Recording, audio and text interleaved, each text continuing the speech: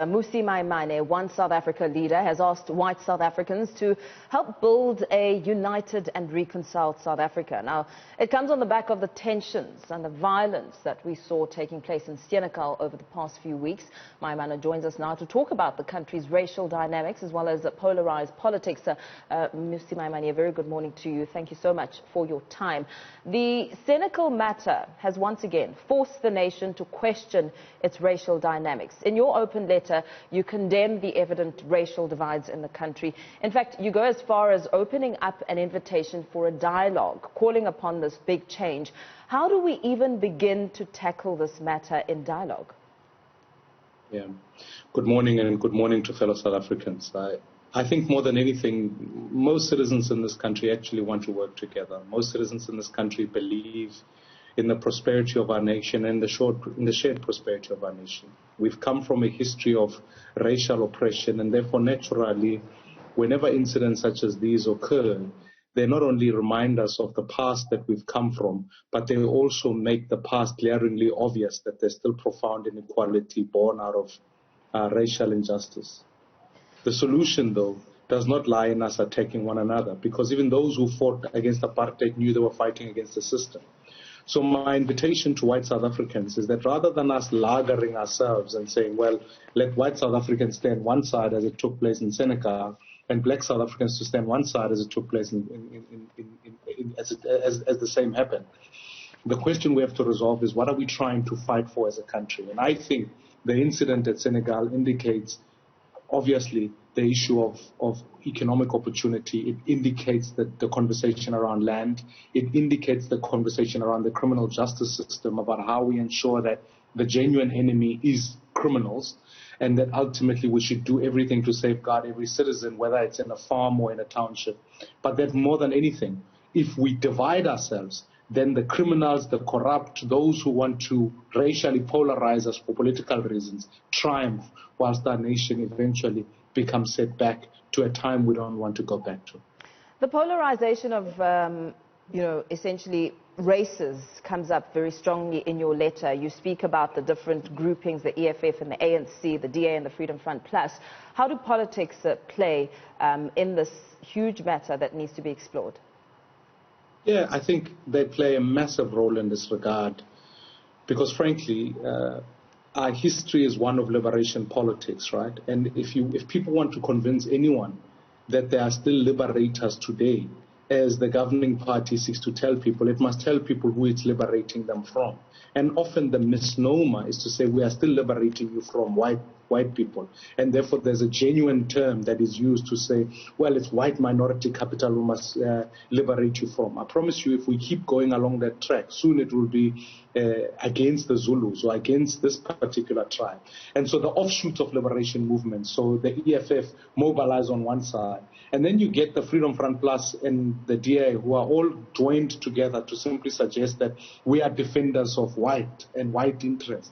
And I think once you get into those types of positions, then not only do you undermine the very essence of democracy, where you can say to people invariably, actually we should stop voting, we should rather look at what the racial makeup is in our country and allocate scores accordingly.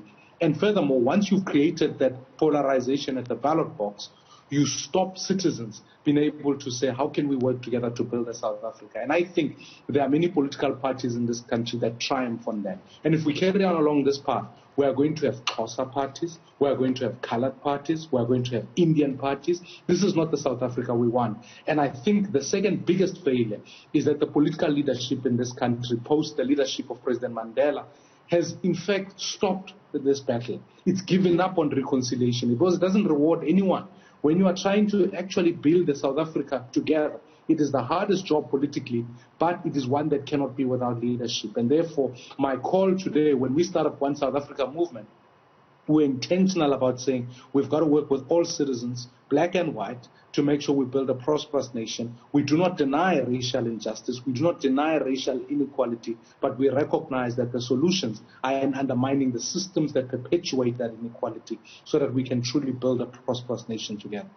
You know, as you speak, we know that a few weeks ago, President Cyril Ramaphosa also penned a letter about the Senekal matter. And what the president didn't probe enough, I think, in his letter is how we as a country have come to the moment of Senekal. We know that none of it happened overnight. Absolutely. And I think no one can deny the fact that the apartheid spatial network is still well within us. And it is self-evident when you look around and you see that if you were blindfolded walking through the streets of South Africa, in many instances you could literally, just by looking at the infrastructure, be able to say, well, this is a white neighborhood, this is a black neighborhood, this is a colored neighborhood, which enhances a conversation about what is the economic impact that we've had.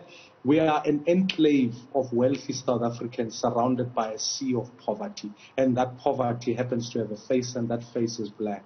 And therefore, what we've got to fix is to understand that we've got to have an economic conversation about how do we build inclusion. We've got to enhance the conversation around titling, and we've got to create entrepreneurs that are diverse across all sectors so that we can build a prosperous society.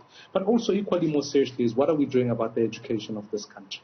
You know, education gives you the fundamental basis upon which you can compete with anybody. I grew up in the middle of Soweto in the 80s.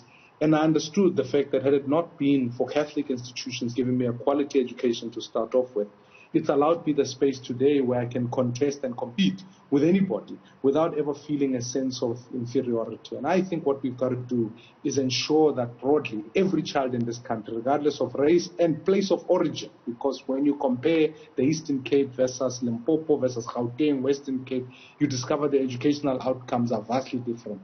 Let's ensure that every child can get an education that lets them compete with anybody. And that project must be led. It cannot be left to simply say it will happen on its own. And therefore, my invitation is simply this, is that let's, while others are playing politics, we've really, as citizens of this country, need to work together to address this particular injustice. Otherwise, Senekal is only, as we would say, foretelling of what is more to come. There'll be many of these incidents to occur in different parts for different reasons, but they will all have same themes. And unless we're willing to learn now and address this injustice, there will be no peace in this country. And frankly, there should be no peace. As you speak about the education aspect in your letter, you also highlighted how a disparity in the education system, because of the socio-economic standing, further fuels the racial tensions. In fact, you made a comparison on the different hierarchy of schools and the different learner outcomes, speaking about your children and your sister's children, and you compare the two just on the outcome and the opportunities that come out of those different hierarchy of schools. How do we then begin to bridge those divides for a fair education system? I mean, there are many aspects in the education sector that need to be looked at very urgently as we begin to build these children who are well informed, well educated, on a balanced and fair scale. And I think that's the nub of the discussion, really, because even immediately in our own family, exactly to what the letter states, my kids go to public schools that are very good, but because of a degree of affordability, those schools have got good infrastructure, good teachers, and are well run. My sister's kids, for economic reasons, end up in schools that are crowded, schools that still, in other instances, not specifically hers, that will still use pit latrines. So the educational infrastructural inequality still exists. My core is that, one, we need to reward the best teachers. I think the public service, we've done a disservice by simply just saying we'll pay everybody the same. You lose the best that way. Let the best be rewarded for the work that they do. We need scientists that come out of townships. We need doctors, lawyers. Then we can talk about true freedom. Secondly, we need to ensure that when we put education closer to the ground, we allow a partnership between public and private sector so that ultimately you can capacitate the schools. So if you have a school in Orange Farm, well, what are the business community doing there? And what is the other schools that are surrounding a community of Orange Farm doing to make sure not only the infrastructure is good there, but also the leadership questions are there. We need to focus on fewer subjects. I think we need to revamp curriculum and focus on STEM subjects. Why are we doing science, technology, education, and mathematics? Let's make sure every child has got a baseline that we can use. And that moves towards blended education. So Can we help kids spend some time digitally and some time in the classroom? This way we can make sure that everybody gets equitable access. Furthermore, let's ensure that actually when I talk about teachers, let them do the job that teachers. Teachers in this country are asked to do far more than what they are asked. Not only are they teachers, but they are nurses also to look after kids. They are sports coaches also. Let's narrow the job of the teacher so that it focuses on this blended learning, the digital era. And let's appoint leaders in schools. You know, we found that the key determiner is leadership in schools. So when you fail at that point of appointing principals in a fair and an equitable manner by appointing them either through unions or whatever the process is, then you lose the leadership caliber. And that those leaders must make sure the ecosystem of education works. This is about making sure that the parent community is working well, because no one can deny the fact that a child who is hungry at home is going to struggle at school. A child who is without support at home is going to struggle at school. So let's build the ecosystem of education, but we need interventions at this point. And if you ask me what should be South Africa's #1 priority, let's enhance lifelong learning. Let's put all the money that we can in education. Let's ensure that the best are rewarded and transform education so that ultimately, even in rural communities, you can have high caliber schools that deal with our kids so that they can ultimately compete with anyone. Now, as you speak about, the outcome of education, we know that as you penned this letter, you had white South Africans in mind. You wanted them to perhaps get a in-depth understanding of the racial dynamics in this country. What do you believe to be the dangers of a country that's perhaps accustomed and acculturated to the needless deaths of its citizens, especially as the country begins to unconsciously rank the deaths and killings in terms of race, class, and gender? Yeah, I think that one of the things that we've asked or we've started to create in this country is to legitimize or delegitimize the citizenship of any individual. You know, and this became profoundly put when we were discussing this question about Black Lives Matter. Almost there was those who endorsed the movement with a sense of saying, actually, Black lives do matter. That in fact, as I saw, there are 54 South Africans who are killed every single day, majority of which in our townships. You know, if there ought to be outrage, it ought to be outrage equally about the fact that murder is a crime in this country. But in some ways, as you correctly say, there's an unconsciousness that says because it affects people in townships who ought not to be marching and having the sort of responses that we're having. On the second instance, of course, we must all be concerned when a particular group of citizens are being murdered, whether those are farmers or even if in a parallel universe, if there were dentists being killed, we should all be concerned. So my argument is simply this, that actually what COVID has taught us is that the health of the most protected is at the mercy of the most vulnerable. You cannot say because someone has got private health care, they will be protected from COVID by having private health care. They must realize that actually the work that they must do is to make sure they fix the health care of the most vulnerable. And this becomes true in this particular instance. Unless we deal with South Africa in its holistic term and stop having this debate about this life matters more, we should ensure that more than anything, we work together, recognizing these injustices. So my invitation to white South Africans is being pertinent, is to say you can't be citizens of this country only when things are going well and when the Springboks win and everybody is celebrating. But you also need to be citizens of this country when equally the times are tough, when you should also bleed in your heart when a township person is murdered.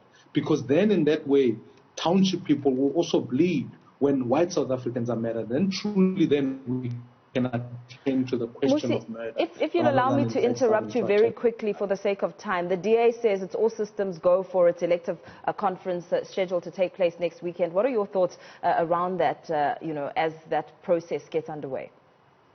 Look, I think more than anything, the saddest thing for me that's happened is that when we had a vision of building one South Africa within the DA, there were some who felt that it was important for them to build a party that represents a few.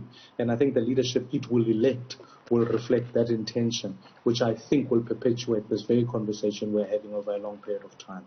Because ultimately you'll have parties that represent particular races and parties that are at war with each other on racial lines, and it's simply not going to serve South Africa. So in some ways, the events of the last year and the Congress will confirm the view that I have, that we had two different visions. I had a vision for all South Africans, and there are some who are standing for leadership even right now today who have a vision just for a few people.